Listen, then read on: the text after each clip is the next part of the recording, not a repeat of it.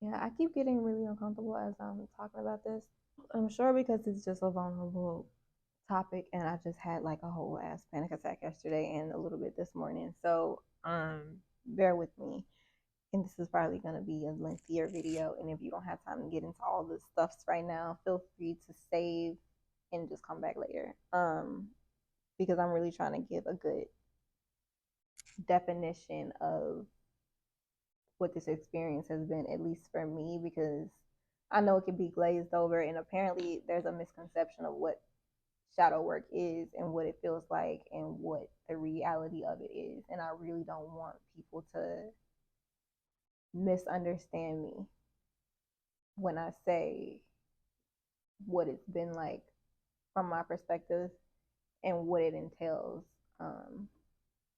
So usually take note of where I am now, how I'm feeling now.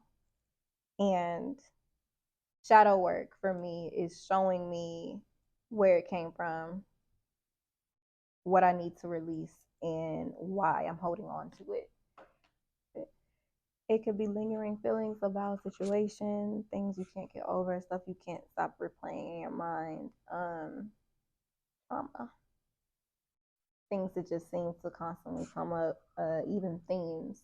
It doesn't have to be the exact same scenario. It can just mirror details about a traumatic experience, and that can disrupt your natural ease, right? My natural peace.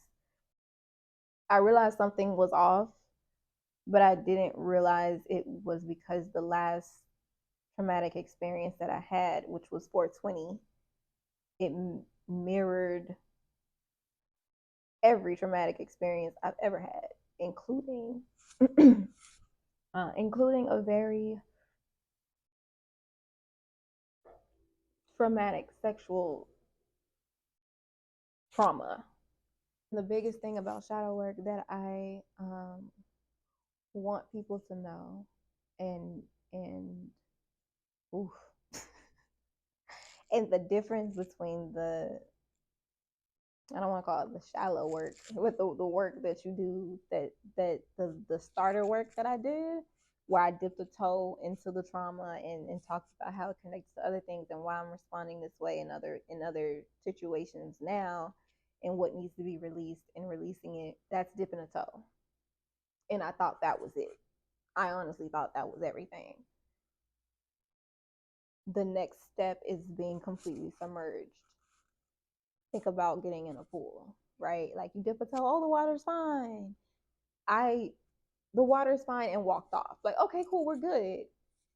Shadow work says you don't have to get in like completely like like head underneath, hair wet. Like you're gonna have to dive into this because yes, those connections were great. They were on point. They were perfect. But there are more connections. Diving into that more connections, being submerged in it like that, you go back to when it happened mentally. You're there all over again, feeling everything you were feeling in that moment, but feeling it now. That is difficult for me. As I imagine it is difficult for everybody. No one has ever told me they love shadow work because it fucking sucks. Even the people I've spoken to that have helped me along my journey have told me how much how much it sucks. Like it sucks, but you need to do it. It's actually not negotiable. There's no way to get around it. You have to. Yeah. Being submerged in your past traumas. That is shadow work. And releasing all the feelings that you didn't release. Feelings that need to be released. Emotional blocks. Things like that.